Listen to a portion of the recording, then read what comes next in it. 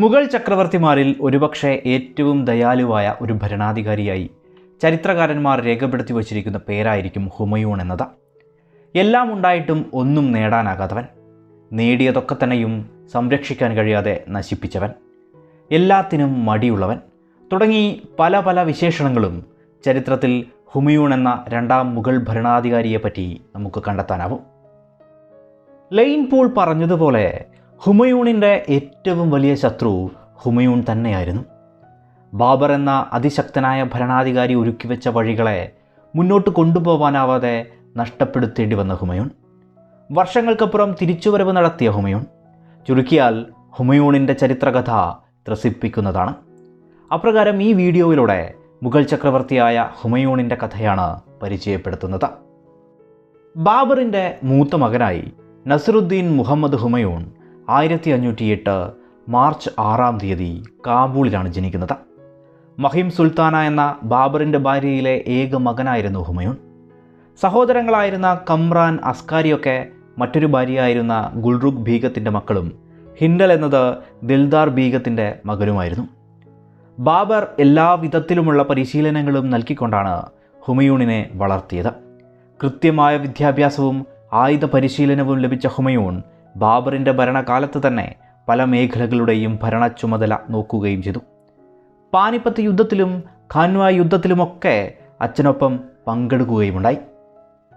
എങ്കിലും സാമ്രാജ്യം സൃഷ്ടിച്ചതിനപ്പുറം ബാബറിനെ പോലൊരു അതിശക്തനായ നായകൻ്റെ മരണം ഹുമയൂണിനെ സംബന്ധിച്ചിടത്തോളം വലിയ പ്രതിസന്ധികളാണ് സമ്മാനിച്ചത്.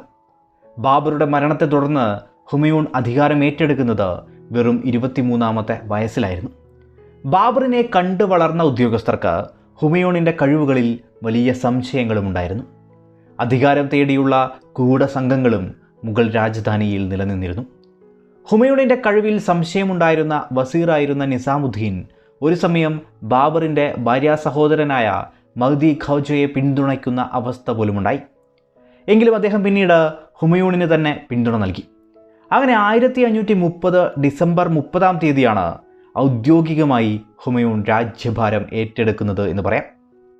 ബാബർ എല്ലാ എതിരാളികളെയും കീഴടക്കി തന്നെ ആർക്കും ചോദ്യം ചെയ്യാനാവാത്ത ഒരവസ്ഥ ഇവിടെ സൃഷ്ടിച്ചിരുന്നെങ്കിൽ പോലും ബാബർക്ക് താൻ കീഴടക്കിയ പ്രദേശങ്ങളെ ഒരുമിപ്പിച്ചുകൊണ്ട് ഒരു കേന്ദ്ര ശക്തിക്ക് കീഴിൽ കൊണ്ടുവരാനോ അത്തരമൊരു ഭരണതലമൊക്കെ സൃഷ്ടിക്കുന്നതിനൊന്നും സാധിച്ചിരുന്നില്ല. സ്വാഭാവികമായും ബാബറുടെ മരണത്തോടെ തോറ്റുനിന്നിരുന്ന പല പ്രബല ശത്രുക്കളും തലപൊക്കുകയുമുണ്ടായി. ഡൽഹി പിടിച്ചെടുക്കാൻ അപ്പോഴും ശ്രമിച്ചുകൊണ്ടിരുന്ന അഫ്ഗാനികൾ തന്നെയായിരുന്നു ഏറ്റവും വലിയ പ്രശ്നം.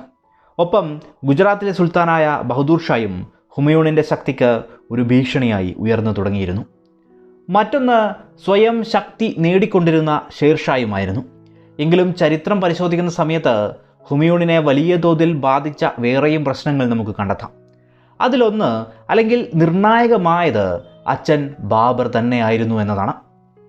ബാബർ തൻ്റെ അധികാരം ഉറപ്പിക്കുന്നതിനായും പിന്തുണയ്ക്കായും തൻ്റെ പണം വ്യാപകമായി ഉന്നതർക്കും സൈനികർക്കുമൊക്കെ നൽകിയത് ഖജനാവ് കാലിയാക്കുന്ന ഒരു നടപടിയായിരുന്നു. അവയൊക്കെ തരണം ചെയ്ത് ഒരു ദൃഢതയുള്ള ഒരു സാമ്രാജ്യം എന്ന അവസ്ഥ കൊണ്ടുവരുന്നതിന് മുൻപ് ബാബർ മരണപ്പെടുകയും ചെയ്തു. അത് സാമ്രാജ്യത്തിൻ്റെ ഫിനാൻഷ്യൽ സ്റ്റെബിലിറ്റിയൊക്കെ വലിയ തോതിൽ തന്നെ ബാധിക്കുകയുണ്ടായി. അതായത് ഖജനാവ് കാലിയായ ഒരു സാമ്രാജ്യത്തെയാണ് ഹുമയൂൺ ഭരിക്കാൻ ആരംഭിക്കുന്നത് എന്നത് തന്നെ. എന്നാൽ മറ്റൊന്നുകൂടിയുണ്ട്. അത് അച്ഛനെ സ്നേഹിച്ച ഹുമയൂൺ എന്നതാണ്. സ്വകാര്യ ജീവിതത്തിൽ അങ്ങേയറ്റം കുലീനതയും മാന്യതയും പാലിച്ചിരുന്ന ഒരാൾ കൂടിയായിരുന്നു ഹുമയൂൺ. സഹോദരങ്ങളെ നല്ല രീതിയിൽ നോക്കണമെന്നും തെറ്റ് ചെയ്താൽ പോലും ക്ഷമിക്കണമെന്നുമുള്ള ബാബറുടെ അവസാന വാക്കുകൾ ഹുമയൂൺ അക്ഷരം പ്രതി അനുസരിക്കുകയും ചെയ്തു. അത് കാലങ്ങളോളം ഹുമയൂണിന് തിരിച്ചടികൾ നൽകിക്കൊണ്ടിരിക്കുകയും ചെയ്തു. ഹുമയൂണിൻ്റെ സദ്ഗുണങ്ങളെ ചൂഷണം ചെയ്ത് ജീവിക്കുന്നവരും സ്വാഭാവികമായും കൊട്ടാരത്തിലുണ്ടായിരുന്നു. പലപ്പോഴും ഇവരൊക്കെ തന്നെയും ഹുമയൂണിനെതിരെ ലഹളകൾ സംഘടിപ്പിച്ചപ്പോൾ പോലും ഹുമയൂൺ അതിനോടൊക്കെ തന്നെയും ക്ഷമിക്കുന്നതാണ് ചരിത്രത്തിൽ കാണാനാവുക. മികച്ചൊരു പോരാളിയൊക്കെയായിരുന്ന ഹുമയൂണിന് ഇത്തരത്തിലുള്ള ചില ന്യൂനതകൾ സ്വാഭാവികമായും തിരിച്ചടികൾ നൽകുമെന്നുറപ്പുള്ള കാര്യമാണല്ലോ. ഒപ്പം ഹുമയൂണിൻ്റെ സഹോദരങ്ങളെല്ലാം തന്നെ പലപ്പോഴും ഹുമയൂണിനെതിരെ നിൽക്കുന്നതും ചരിത്രത്തിൽ കാണാം. അല്ലെങ്കിൽ സാമ്രാജ്യത്തിന് ഇവരൊക്കെ തന്നെയും ഒരുമിച്ച് നിൽക്കേണ്ട അവസരത്തിലെ സഹോദരങ്ങൾക്കിടയിലെ ഈ ഭിന്നത ഹുമയൂണിന് വലിയ തലവേദനയായും നിലകൊണ്ടു. ഹുമയൂൺ നേരിട്ട മറ്റൊരു വലിയ പ്രശ്നം സൈന്യമായിരുന്നു. ആ സമയം വരെയും മുഗൾ പട എന്ന നിലയിലല്ല സൈനിക സജ്ജീകരണങ്ങൾ ഉണ്ടായിരുന്നത്. പകരം അത് പല വിഭാഗങ്ങളുടെ ഒരു കൂട്ടമായിരുന്നു. ബാബർ ഏറ്റവും മികച്ചവരെ ചേർത്ത് നിർത്തിയിരുന്നു എന്ന് പറഞ്ഞിട്ടുണ്ടല്ലോ. അതായത് ബാബറിൻ്റെ സൈന്യം എന്നത് ഏറ്റവും മികച്ച ഉസ്ബക്കുകൾ, ചാക്തായീസ്, മുഗൾസ്, പേർഷ്യൻസ്, അഫ്ഗാനികൾ, ഇന്ത്യക്കാർ തുടങ്ങിയവരുടെ ഒരു വലിയ കൂട്ടമായിരുന്നു. അത്തരത്തിൽ സൃഷ്ടിക്കപ്പെടുന്ന ഒരു സൈന്യം ഏറ്റവും ശക്തിയുള്ളതാവുക ഓരോ വിഭാഗത്തെയും മികച്ച രീതിയിൽ ഉപയോഗിക്കാൻ അറിയുന്ന, നയിക്കാൻ അറിയുന്ന ഒരു മികച്ച കമാൻഡർക്ക് മാത്രമാണ്. അത്തരത്തിലുള്ള ബാബർക്ക് കീഴിൽ ആ സൈന്യം മികച്ചു നിന്നപ്പോൾ അതിനേക്കാളൊക്കെ ശക്തി കുറഞ്ഞ ഹുമയൂണിന് ആ സൈന്യത്തെ നിയന്ത്രിക്കുക എന്നത് ബുദ്ധിമുട്ടേറിയ ഒരു കാര്യം തന്നെയാണ്. ചുരുക്കിയാൽ ഹുമയൂൺ പോരാളിയായ, ധൈര്യമുള്ള, ആശയങ്ങളുള്ള ഒരാൾ തന്നെയായിരുന്നു. എങ്കിലും രാജാവെന്ന നിലയിൽ അയാൾക്ക് പല ന്യൂനതകളും ഉണ്ടായിരുന്നു. പലർക്കും കബളിപ്പിക്കാൻ പറ്റും എന്നതൊന്ന്. സ്വതവേ മടിയനായ ഹുമയൂൺ ഏത് കാര്യവും പരമാവധി നീട്ടിക്കൊണ്ടുപോകാൻ ശ്രദ്ധിച്ചിരുന്നു. യുദ്ധവഴികളിൽ പോലും ഈ ഒരു കാലതാമസമൊക്കെ നമുക്ക് കണ്ടെത്താം. അതുപോലെ അദ്ദേഹം മികച്ചൊരു നയതന്ത്രജ്ഞനോ മികവുറ്റ ഒരു കമാൻഡറോ ഒന്നും ആയിരുന്നില്ല. സ്വാഭാവികമായും അത് പ്രശ്നങ്ങളുടെ തീവ്രത അനുസരിച്ച് അനുയായികൾക്ക് ശക്തമായൊരു നേതൃത്വം നൽകുന്നതിലൊക്കെ അദ്ദേഹം ഒരു പരാജയമായി മാറുന്നതിനും കാരണമായി. ഒരു ഉറച്ച തീരുമാനമെടുക്കാനോ അത് നടപ്പിൽ വരുത്താനോ ഉള്ള കരുത്തും അദ്ദേഹത്തിനുണ്ടായിരുന്നോ എന്നതും സംശയമാണ്. പ്രത്യേകിച്ച് ആദ്യകാലങ്ങളിൽ ശത്രുക്കളെ നേരിടുന്നതിന് പകരം അവരുമായുള്ള ഏറ്റുമുട്ടൽ അനിശ്ചിതമായി നീട്ടിക്കൊണ്ടുപോവുക എന്നൊരു ദുർബല നയവും ഹുമയൂൺ സ്വീകരിച്ചിരുന്നു. സ്വാഭാവികമായും നായകൻ്റെ അത്തരമൊരു മെല്ലെപ്പോക്ക് നയമൊക്കെ സൈന്യത്തെ പ്രതികൂലമായി ബാധിക്കുമെന്ന് പ്രത്യേകിച്ച് പറയേണ്ട കാര്യം പോലുമില്ല. ഇവയൊക്കെ തന്നെയും ഹുമയൂണിന് സമ്മാനിച്ചത് വലിയൊരു പരാജയം എന്ന അവസ്ഥ തന്നെയായിരുന്നു. അധികാരമേറ്റെടുത്ത ഹുമയൂൺ സഹോദരങ്ങൾക്കായി രാജ്യത്തെ പല ഭാഗങ്ങളായി ക്രമീകരിച്ചത് വലിയൊരു തെറ്റായി മാറുകയുണ്ടായി. വിഭജനം എന്ന് പറയാനാവില്ലെങ്കിലും മേഖലകൾ തരംതിരിച്ചത് വിഭജനത്തിൻ്റെ അവസ്ഥയാണ് സത്യത്തിൽ സൃഷ്ടിച്ചത്. കാണ്ഡഹാറും കാബൂളുമൊക്കെ ഭരിക്കാനായി കമ്രാനും, സംഭാൽ മേഖല അസ്കാറിനും, മേവത് മേഖല ഹിന്ദലിനുമൊക്കെ നൽകുകയുണ്ടായി. ഹുമയൂണിൻ്റെ ആദ്യത്തെ വലിയ തെറ്റായിട്ടാണ് ഇതിനെ കണക്കാക്കുന്നത്. സഹോദരങ്ങൾക്കിടയിലെ ഈ പ്രവിശ്യ വിഭജനമൊക്കെ തുർക്കികൾക്കിടയിലും മംഗോളിനുമിടയിലുമൊക്കെ സാധാരണമായിരുന്നെങ്കിൽ പോലും ഇവിടെ അത് സൈന്യത്തിൻ്റെ വിഭജനത്തിനും വഴിതെളിച്ചു.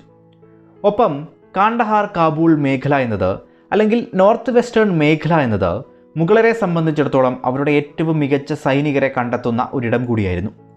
എന്നാൽ ആ മേഖല കമ്രാന് നൽകിയതോടെ മുഗൾ സൈന്യത്തിലേക്ക് വരുന്ന ആളുകൾ വളരെയധികം കുറയുകയുണ്ടായി. ഇത് ഹുമയൂൺ ദീർഘവീക്ഷണമില്ലാതെ ചെയ്ത വലിയൊരു തെറ്റ് തന്നെയാണെന്ന് പറയാം. ഇത്രയും കാര്യങ്ങളാണ് ഹുമയൂണിനെ സംബന്ധിച്ചിടത്തോളം കുടുംബത്തിലോ അല്ലെങ്കിൽ ഹുമയൂൺ തന്നെ സൃഷ്ടിച്ചതോ ആയ പ്രശ്നങ്ങളായിട്ട് പറയാവുന്നത്. ഇനി ഹുമയൂണിൻ്റെ മുഗൾ സാമ്രാജ്യവും ഡൽഹി സിംഹാസനവും ലക്ഷ്യം വച്ചിരുന്ന യഥാർത്ഥ എതിരാളികളും അവിടെ ഉണ്ടാവുമല്ലോ. അതിൽ പ്രധാനം ബാബർ തോൽപ്പിച്ച അഫ്ഗാനികൾ തന്നെയാണ്.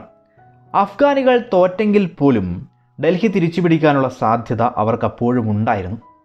മഹ്മൂദ് ലോധി ബീഹാറിലെത്തി ബംഗാളിൻ്റെയൊക്കെ സഹായത്തോടെ ഡൽഹി കീഴടക്കാൻ ശ്രമങ്ങൾ നടത്തുന്ന കാലമാണത്. ബാബർ ഇല്ലാത്തതുകൊണ്ട് തന്നെ അതിനുള്ള ശക്തിയും കൂടും. മറ്റൊരാൾ ഗുജറാത്ത് ഭരണാധികാരിയായിരുന്ന ബഹദൂർ ഷാ ആയിരുന്നു.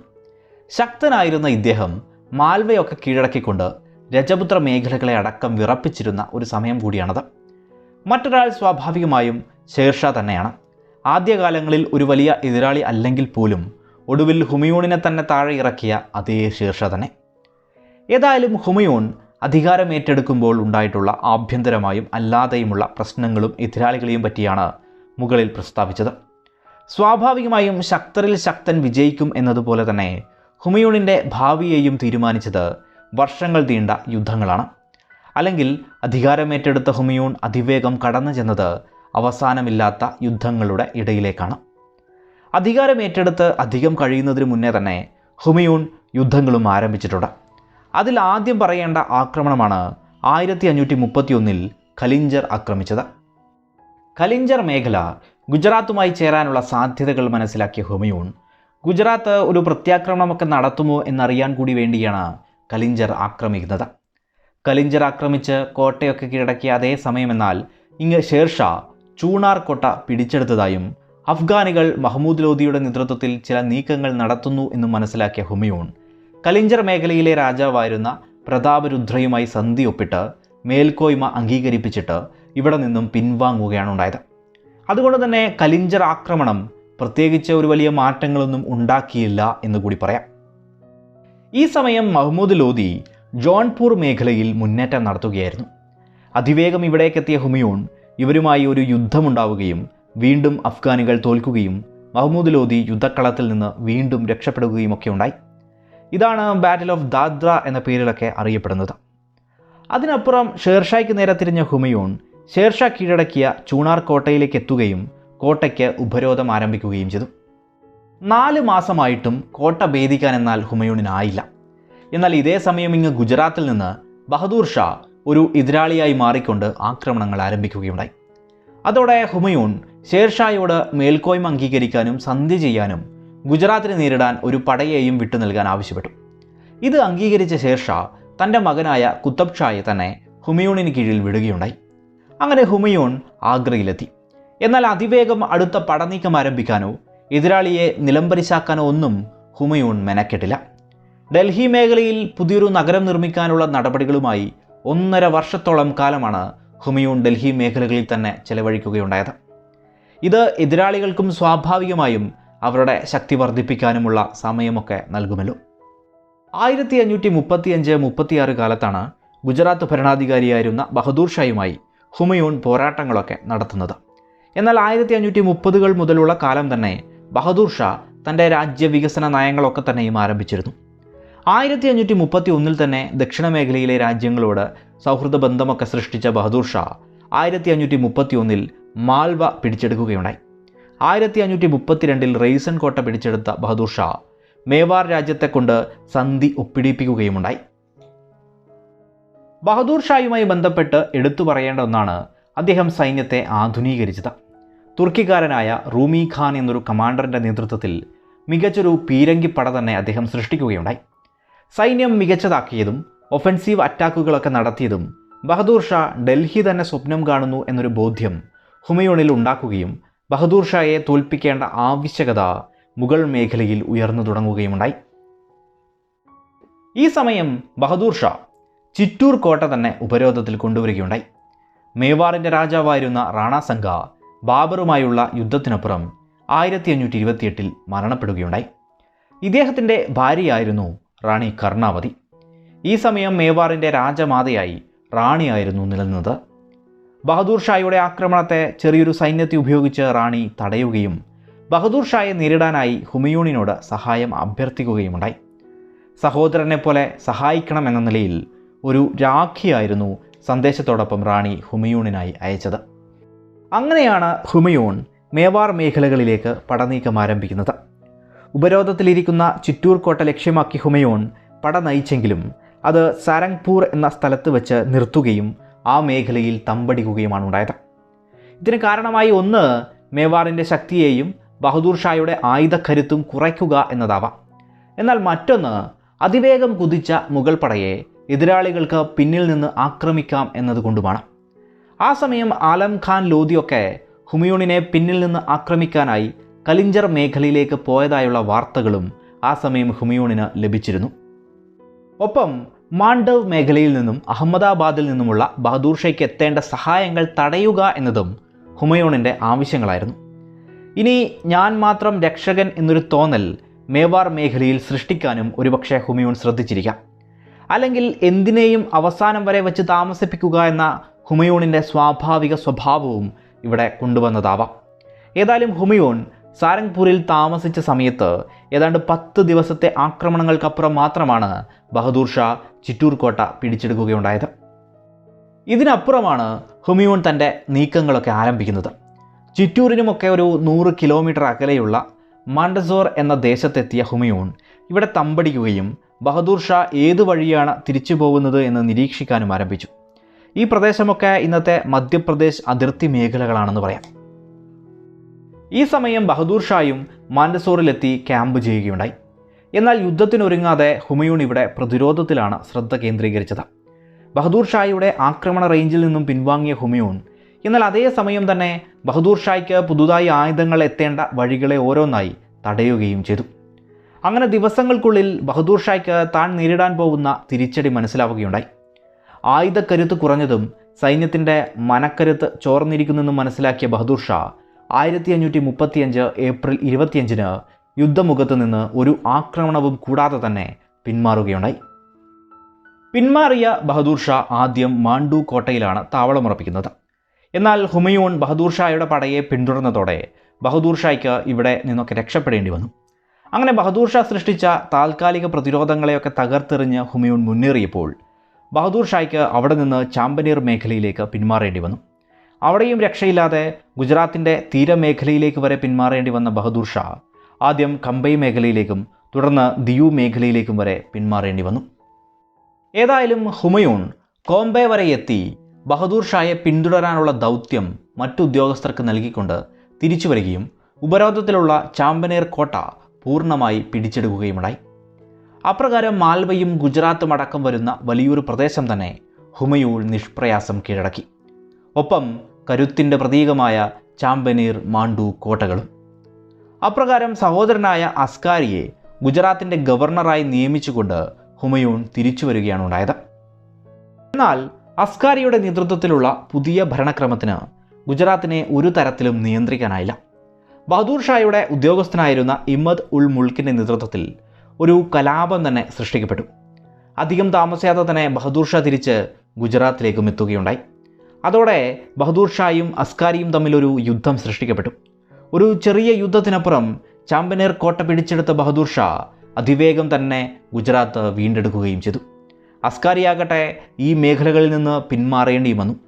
അസ്കാരി മാണ്ഡുവിലേക്ക് വരാതെ നേരിട്ട് ആഗ്രയിലേക്കാണ് ഇവിടെ പോകുന്നത്. ഇതറിഞ്ഞ ഹുമയൂൺ ഒരു ചതി മണക്കുകയും ഹുമയൂണും ഉടനെ തന്നെ ആഗ്രയിലേക്ക് തിരിക്കുകയുണ്ടായി. ഈ സമയം ബഹദൂർ ഷായ്ക്ക് വേണ്ടി മല്ലു ഖാൻ എന്നൊരു ഉദ്യോഗസ്ഥൻ മാണ്ഡു മേഖലകളും പിടിച്ചെടുക്കുകയുണ്ടായി.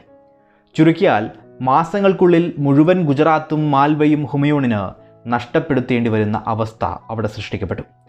തിരികെയുള്ള വഴിയിൽ തന്നെ ഹുമയൂണും അസ്കാരിയും ഒക്കെ കണ്ടുമുട്ടുകയും എങ്കിലും ഹുമയൂൺ വീണ്ടും ഇവിടെ അസ്കാരിയോട് ക്ഷമിക്കുകയുമാണ് ഉണ്ടായത്. ഏതായാലും അസ്കാരിയുടെ കഴിവില്ലായ്മയും ഹുമയൂൺ ഈ മേഖലകളുടെ കാര്യത്തിൽ ശ്രദ്ധ നൽകാത്തതുമാണ് മുഗളർക്ക് ഗുജറാത്തും മാൽവയും ഒക്കെ നഷ്ടപ്പെടാൻ കാരണം എന്ന് പറയാം. ആ കാല മുഗൾ സാമ്രാജ്യത്തിൻ്റെ ഏതാണ്ട് അതേ വലിപ്പമുള്ള ഗുജറാത്ത്, മാൽവ മേഖലകൾ കീഴടക്കിയതിന് ശേഷം വെറുതെ വിട്ടുകളഞ്ഞത് ഹുമയൂണിൻ്റെ ഏറ്റവും വലിയൊരു പരാജയമായി പല ചരിത്രകാരന്മാരും ചൂണ്ടിക്കാണിക്കാറുണ്ട്. ഏതായാലും ബഹദൂർ ഷായുമായുള്ള പോരാട്ടങ്ങൾ ഫലമൊന്നുമില്ലാതെ കാലങ്ങൾ മാത്രം നഷ്ടപ്പെട്ട ഒന്നായി മാറുകയാണ് ഉണ്ടായത് എന്ന് പറയാം. ഏതായാലും ഹുമയൂൺ ബഹദൂർ ഷായുമായി പോരടിക്കുന്ന സമയങ്ങളിലൊക്കെ തന്നെയും അതുവരെയും വലിയൊരു എതിരാളിയൊന്നുമല്ലാതിരുന്ന ഷേർഷാ തൻ്റെ കഴിവുകളും ആയുധശക്തിയും ആൾബലവുമൊക്കെ വർദ്ധിപ്പിക്കുന്ന ഒരു സമയം കൂടിയായിരുന്നു.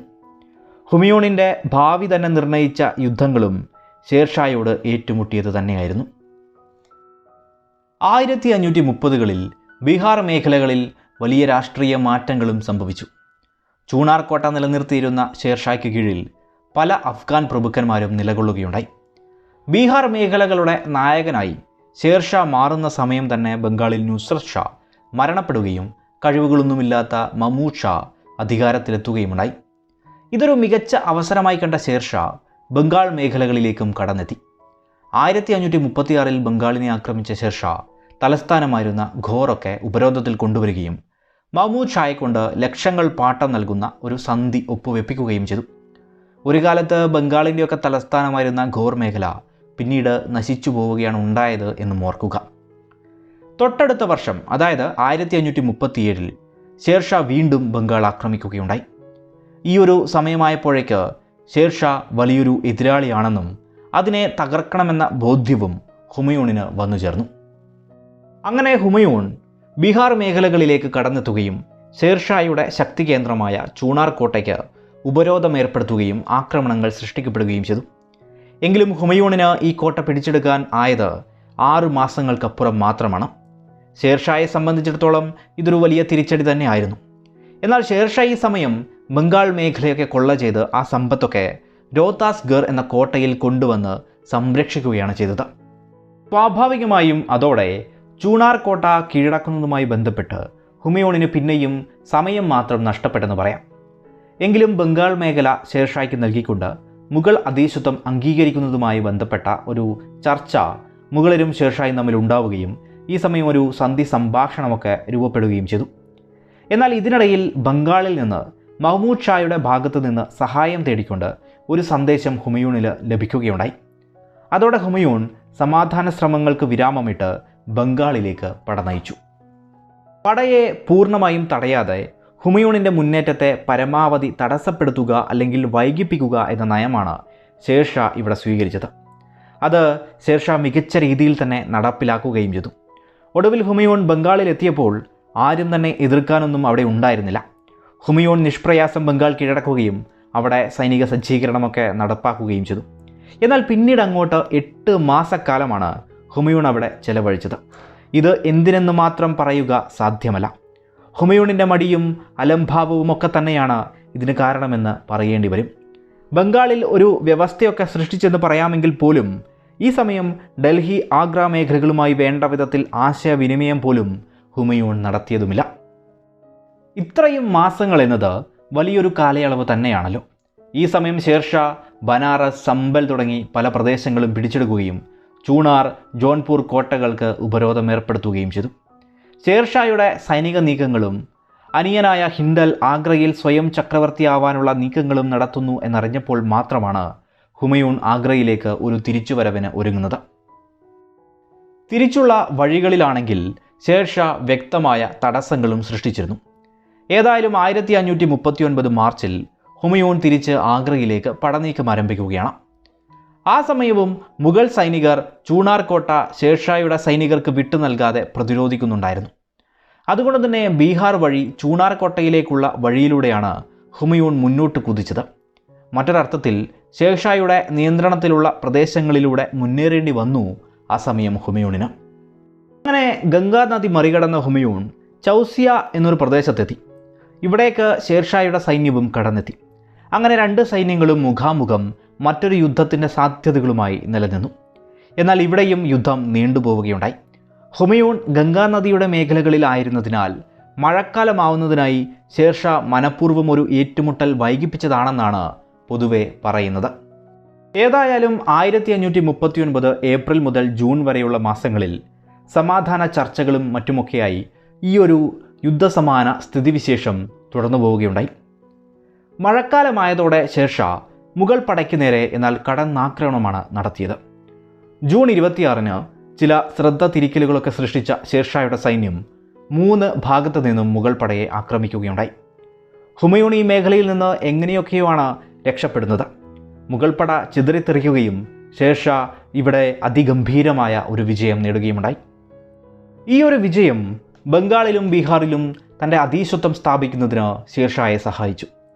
എല്ലാ അഫ്ഗാൻ വിഭാഗങ്ങളുടെയും പിന്തുണയോടെ തന്നെ താൻ കീഴടക്കിയ മേഖലകളുടെ രാജാവായും ഷേർഷാ സ്വയം മാറുകയുമുണ്ടായി. ഷേർഷാ കിഴക്കൻ മേഖലയിൽ തൻ്റെ ശക്തി കൂടുതൽ വർദ്ധിപ്പിച്ചപ്പോൾ ഹുമയൂണും സഹോദരങ്ങളും ആഗ്രയിൽ പിന്നെയും വെറുതെ സമയം നഷ്ടപ്പെടുത്തുകയാണ് ഉണ്ടായത്. നഷ്ടപ്പെടുത്തിയെന്ന് മാത്രമല്ല, ഹുമയൂൺ പിന്നെയും സഹോദരങ്ങൾക്ക് മുന്നിൽ ഒരു ദുർബലനായി മാറുകയുണ്ടായി. കലാപക്കൊടി ഉയർത്തിയ സഹോദരങ്ങളോട് പിന്നെയും ഹുമയൂൺ ക്ഷമിക്കുകയുണ്ടായി. ക്ഷമിച്ചിട്ടും ഇവർക്കൊക്കെ ഒന്ന് ഒരുമിക്കാനോ ശത്രുവിനെതിരെ ഒരുമിച്ച് മുന്നേറാനോ ഒന്നും പറ്റുകയും ചെയ്തില്ല. അതുകൊണ്ട് തന്നെ സൈന്യത്തെ പൂർണ്ണമായ രീതിയിൽ ഒരുക്കാനും ഹുമയൂണിന് സാധിച്ചില്ല. ഈ സമയം ഷേർഷാ തൻ്റെ മകൻ്റെ നേതൃത്വത്തിൽ ഒരു പടയെ ഇവർക്ക് നേരെ അയക്കുകയുണ്ടായി. എന്നാൽ ഈ പടയെ മുഗൾ സൈനികർ തോൽപ്പിക്കുകയാണ് ഉണ്ടായത്. അതോടെ ഷേർഷാ തന്നെ വീണ്ടും പടയുമായെത്തി. ഈ സമയം ഹുമയൂണും ഇതിനെ നേരിടാനായി പട നയിച്ചു. അങ്ങനെ കനൗജ് എന്ന സ്ഥലത്ത് ഇരു സൈന്യങ്ങളും ക്യാമ്പ് ചെയ്തു. വീണ്ടും 1.5 മാസത്തോളം കാലം ഈ യുദ്ധം നീണ്ടുപോവുകയുണ്ടായി. ഇതിനിടയിൽ അപ്രതീക്ഷിതമായി മഴ പെയ്തപ്പോൾ ഷേർഷാ കടന്നാക്രമണം നടത്തി. 1540 മെയ് 17-നായിരുന്നു ഇത്. മുഗൾ സൈന്യം പോരടിച്ചെങ്കിൽ പോലും പരാജയമായിരുന്നു ഫലം. ഹുമയൂണിന് യുദ്ധക്കളത്തിൽ നിന്ന് രക്ഷപ്പെടേണ്ടതായി വന്നു. ഹുമയൂൺ ആഗ്രയിൽ എത്തിയെങ്കിൽ പോലും ഷേർഷാ പിന്തുടർന്നതുകൊണ്ട് തന്നെ അവിടെ നിന്നും രക്ഷപ്പെടേണ്ടതായും വന്നു. സഹോദരങ്ങൾ അവരവരുടെ സ്ഥലം സംരക്ഷിക്കാൻ നോക്കിയതോടെ ഷേർഷായ്ക്കെതിരെ വീണ്ടും ഒരു സൈന്യം സൃഷ്ടിക്കാൻ ഹുമയൂണിനായില്ല. അതോടെ ഹുമയൂൺ ആദ്യം ലാഹോറിലേക്കും തുടർന്ന് സിന്ധിലേക്കും തുടർന്ന് പേർഷ്യയിലേക്കും വരെ രക്ഷപ്പെട്ട് ഓടിപ്പോവേണ്ടി വന്നു. തൻ്റെ സൈനിക ഉദ്യോഗസ്ഥരാലും ബന്ധുക്കളാലും ത്യജിക്കപ്പെട്ട ഹുമയൂൺ സഹായം തേടിക്കൊണ്ട് രാജ്യമില്ലാത്തവനായി അലഞ്ഞുതിരിഞ്ഞ് നടക്കുന്നതിനിടയിൽ അമർകോട്ടിൽ വെച്ച് 1542 ജനിച്ച പുത്രനാണ് വിശ്വവിഖ്യാതനായി മാറിയ അക്ബർ ചക്രവർത്തി.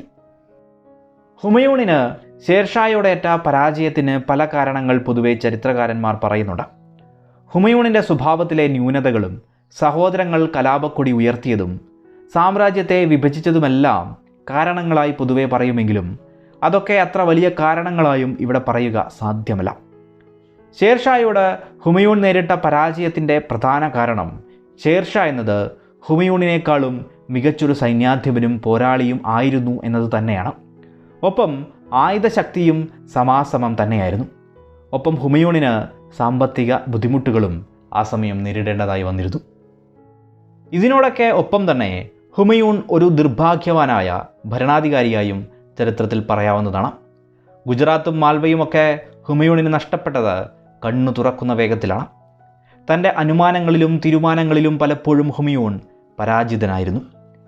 ബാബറുമായോ ഷേർഷായുമായോ താരതമ്യം ചെയ്യാൻ മാത്രം കഴിവുകൾ ഹുമയൂണിന് ഉണ്ടായിരുന്നില്ല.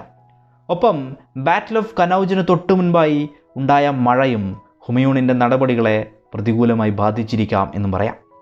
ചുരുക്കിയാൽ ഹുമയൂണിന് ഭാഗ്യങ്ങൾ ഉണ്ടായിട്ടില്ല. നിർഭാഗ്യത്തെ അതിജീവിക്കാനുള്ള ഒരു കരുത്തും ഹുമയൂണിന് ഇല്ലാതെയും പോയി. ഏതായാലും ഷേർഷായുടെ മികവും കൂടി ഒത്തുചേർന്നപ്പോൾ ഹുമയൂൺ രാജ്യമില്ലാത്തവനായി, നാടുവിട്ട് ഓടിപ്പോവേണ്ടവനായി. കനൗജ് യുദ്ധത്തിനപ്പുറം 15 വർഷങ്ങളാണ് ഹുമയൂണിന് നഷ്ടങ്ങളുടെ കാലമായി ജീവിക്കേണ്ടി വന്നത്. 1540കളിൽ സഹോദരങ്ങൾ പോലും എതിരാളികളായി നിന്ന സമയത്ത് ദക്ഷിണ സിന്ധ് മേഖലയിലെ ഷാ ഹുസൈൻ്റെ സഹായത്തോടെയാണ് ഹുമയൂൺ ഇന്ത്യൻ മേഖലകൾ വിട്ട് പേർഷ്യയിലേക്ക് എത്തുന്നത്. ഈ സമയം മകനായ അക്ബർ നഷ്ടപ്പെടുന്ന അവസ്ഥയും ഹുമയൂണിനുണ്ടായി. കണ്ടഹാറിൻ്റെ ഗവർണറായിരുന്ന അസ്കാരിയാണ് ഈ സമയം അക്ബറെ ഒക്കെ നോക്കുന്നത്. ഏതായാലും പേർഷ്യയിലെത്തിയ ഹുമയൂണിനെ ഷാ സ്വീകരിക്കുകയുണ്ടായി. 1544 ആവശ്യമായ സൈനികരെയും പണവുമൊക്കെ നൽകാമെന്നും പറയുകയുണ്ടായി. പക്ഷേ ഹുമയൂൺ ഷിയ വിശ്വാസക്കാരനായി മാറണമെന്ന വ്യവസ്ഥയും അവിടെ ഉണ്ടായിരുന്നു. ഇത് അംഗീകരിച്ച ഹുമയൂൺ പേർഷ്യൻ സൈന്യത്തിൻ്റെ സഹായത്തോടെ കാണ്ഡഹാറും കാബൂളുമൊക്കെ 1545 പിടിച്ചെടുക്കുകയുണ്ടായി. പലപ്പോഴും സഹോദരങ്ങൾ പ്രശ്നങ്ങൾ സൃഷ്ടിച്ചപ്പോൾ പോലും അതിനോടൊക്കെ അപ്പോഴും ഹുമയൂൺ ക്ഷമിക്കുകയുമുണ്ടായി. എങ്കിലും കമ്രാനും അസ്കാരിയും നിരന്തരമായ തലവേദനയായി തുടരുകയുണ്ടായി. അതോടെ ഒടുവിൽ കമ്രാനെ പിടിക്കുകയും കാഴ്ചശക്തിയൊക്കെ കളഞ്ഞ് മെക്കയിലേക്ക് വിടുകയുമുണ്ടായി. മറ്റൊരാളായ അസ്കാരിയെയും മെക്കയിലേക്ക് തന്നെ പറഞ്ഞയക്കുകയുണ്ടായി. ഇരുവരും ഈ വഴികളിൽ മരണപ്പെട്ടു എന്നതാണ് ചരിത്രം. 1540 ഡൽഹിയും ആഗ്രയും ലാഹോറുമൊക്കെ പിടിച്ചെടുത്ത ഷേർഷാ സൂരി രാജവംശം സ്ഥാപിച്ചു. 1540 മുതൽ 1555 വരെയും അഫ്ഗാൻകാരുടേതായ ഈ സൂർ രാജവംശത്തിൻ്റെ ഭരണകാലമായിരുന്നു എന്ന് പറയാം. 1540 മുതൽ 1545 വരെ ഷേർഷാ സൂരി തന്നെയായിരുന്നു ഭരണം നടത്തിയത്. അദ്ദേഹത്തെ പിന്തുടർന്ന് വന്നത് ഇസ്ലാം ഷാ ആയിരുന്നു. ഇസ്ലാം ഷാൻ്റെ ഭരണകാലത്ത് തിരിച്ചുവരവിന് ഹുമയൂൺ പലപ്പോഴും ശ്രമിച്ചിരുന്നെങ്കിൽ പോലും അതൊന്നും വിജയിക്കുകയുണ്ടായില്ല. ഇസ്ലാം ഷാ 1553 ഒക്ടോബറിൽ മരണപ്പെടുകയുണ്ടായി. അത് സാമ്രാജ്യത്തിൻ്റെ വിഭജനത്തിനും കാരണമായി. ഈ സമയം അധികാരത്തിലെത്തുന്നത് 12 വയസ്സ് മാത്രം പ്രായമുള്ള മകനായ ഫിറോസ് ഷാ ആയിരുന്നു. എന്നാൽ അധികം വൈകാതെ ഫിറോസ് ഷായെ വധിക്കുകയും അങ്കിളായിരുന്ന മുഹമ്മദ് മുബാരിസ് ഖാൻ മുഹമ്മദ് ആദിൽ ഷാ എന്ന പേരോടെ ചക്രവർത്തിയായി മാറുകയുമുണ്ടായി. ഇദ്ദേഹത്തിൻ്റെ നായകനായിരുന്നു ഹേമു എന്നത്. ഏതായാലും ആദിൽ ഷായുടെ ശക്തിയെ അധികം വൈകാതെ തന്നെ ചോദ്യം ചെയ്തുകൊണ്ട് രാജകുടുംബത്തിലെ പലരും രംഗപ്രവേശം ചെയ്തു. ഇബ്രാഹിം ഷായും സിക്കന്ദർ ഷായുമായിരുന്നു ഇതിൽ പ്രധാനം. അങ്ങനെ ആദിൽ ഷാ, ഇബ്രാഹിം ഷാ, സിക്കന്ദർ ഷാ എന്നിവർ രാജ്യത്തിനായി പരസ്പരം പോരടിച്ചുകൊണ്ടിരുന്നു. ഇതിലാരും വ്യക്തമായി വിജയിച്ചതുമില്ല. പകരം സാമ്രാജ്യം വിഭജിക്കപ്പെട്ടു. സിക്കന്ദർ ഷാ ലാഹോറിലും ഇബ്രാഹിം ഷാ ബയാനയിലും ആദിൽ ഷാ ചൂണാർകോട്ടയിലും നിലനിന്നു. മൂവരും പലപ്പോഴും പരസ്പരം ഡൽഹി പിടിച്ചെടുക്കുന്ന അവസ്ഥകളുമുണ്ടായി. ഇത്തരത്തിൽ സൂരി രാജവംശം ക്ഷയിക്കുന്നത് കണ്ട ഹുമയൂൺ സ്വാഭാവികമായും തനിക്ക് നഷ്ടപ്പെട്ട തൻ്റെ സാമ്രാജ്യം തിരികെ പിടിക്കാനായി പടനയിക്കുകയുണ്ടായി. 1554 ഹുമയൂൺ മുന്നേറുകയും പെഷവാർ പിടിച്ചെടുക്കുകയുമുണ്ടായി. 1555 ലാഹോർ വരെയുള്ള പ്രദേശങ്ങളും ഹുമയൂൺ തിരിച്ചു പിടിച്ചു. ഹുമയൂണിൻ്റെ മുന്നേറ്റത്തെ അറിയാനും തടയാനുമായി സിക്കന്ദർ ഷാ ഈ സമയം ഒരു സൈന്യത്തെ അയക്കുകയുണ്ടായി. അങ്ങനെ മുഗളരും അഫ്ഗാനികളുമായി 1555 മെയ് 15 ഒരു പോരാട്ടം നടന്നു. ഇതാണ് ബാറ്റിൽ ഓഫ് മാച്ചിവാര എന്ന പേരിലൊക്കെ അറിയപ്പെടുന്നത്. മുഗൾ പട ഇതിൽ സമ്പൂർണ്ണമായി വിജയിക്കുകയും പഞ്ചാബ് മേഖല അവർ കീഴടക്കുകയും ചെയ്തു. അതോടെ സിക്കന്ദർ ഷാ നേരിട്ട് പട നയിക്കുകയും 1555 ജൂൺ 22 സിർഹിന്ദിൽ വെച്ച് ഒരു യുദ്ധമുണ്ടാവുകയും യുദ്ധത്തിൽ മുഗളർ വിജയിച്ച് ഹുമയൂൺ, ഡൽഹി, ആഗ്ര പ്രദേശങ്ങളൊക്കെ നീണ്ട 15 വർഷങ്ങൾക്കിപ്പുറം തിരിച്ചു പിടിക്കുകയുമാണ് ഉണ്ടായത്. ഇതാണ് ബാറ്റിൽ ഓഫ് സിർഹിന്ദ് എന്ന പേരിലൊക്കെ അറിയപ്പെടുന്നത്. ഏതായാലും സിക്കന്ദർ ഷാ യുദ്ധക്കളത്തിൽ നിന്ന് രക്ഷപ്പെടുകയും ഹുമയൂൺ 1555 ജൂലൈയോടെ ഡൽഹി കീഴടക്കുകയുമാണ് ചരിത്രത്തിലുണ്ടായത്. അധികം താമസിയാതെ തന്നെ ഡൽഹി, സംബൽ തുടങ്ങിയ മേഖലകളുമൊക്കെ മുഗൾ അധികാര പരിധിയിലേക്ക് കടന്നെത്തി. ഇങ്ങനെ 15 വർഷങ്ങൾക്കിപ്പുറം വീണ്ടും ഡൽഹി ചക്രവർത്തിയായെങ്കിലും ഹുമയൂണിന് അത്തരത്തിലൊരു ചക്രവർത്തിയായി അധികനാൾ തുടരാനായില്ല. തൻ്റെ ലൈബ്രറിയിലെ കോടിപ്പടികൾ ഇറങ്ങുന്ന സമയത്ത് ഹുമയൂൺ വഴുതി തലയടിച്ച് വീഴുകയുണ്ടായി. 2 ദിവസങ്ങൾക്കപ്പുറം, അതായത് 1556 ജനുവരി 26 അദ്ദേഹം മരണപ്പെടുകയാണ് ഉണ്ടായത്. ഭാഗ്യം വീണ്ടും തീരെയില്ലാത്ത ഒരാളായും ഹുമയൂണിനെ നമുക്കിവിടെ കാണാം. ഏതായാലും മരണത്തിന് മുൻപ് മകനായ അക്ബറെ അടുത്ത ചക്രവർത്തിയായി അദ്ദേഹം പറയുകയുണ്ടായി. മുഗൾ കാലഘട്ടത്തെ സംബന്ധിച്ചിടത്തോളം ഏറ്റവും മികച്ച ചരിത്രം കൂടെ പിൽക്കാലത്ത് അക്ബറിലൂടെ സൃഷ്ടിക്കപ്പെട്ടു എന്നും പറയാം. ഏതായാലും വലിയ വിജയങ്ങൾ നേടിയാലും ചെറിയൊരു വീഴ്ചയ്ക്കുള്ള സാധ്യതയിൽ തന്നെ അവയൊക്കെ കൈവിട്ട് കളയുന്ന, ഭാഗ്യമെന്ന സംഭവം തീരെയില്ലാത്ത, നിർഭാഗ്യങ്ങളെ അതിജീവിക്കാൻ മാത്രം കരുത്തില്ലാത്ത ഒരു ചക്രവർത്തിയുടെ ചരിത്രമായി കൂടി നമുക്ക് ഹുമയൂണിൻ്റെ ചരിത്രത്തെ വിലയിരുത്താനാവും.